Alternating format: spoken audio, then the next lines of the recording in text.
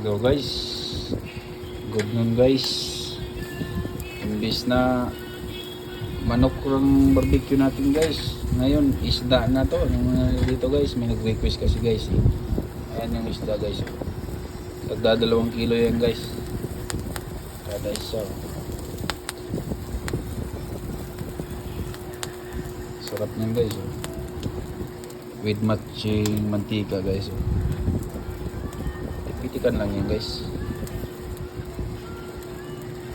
Masarap, masarap.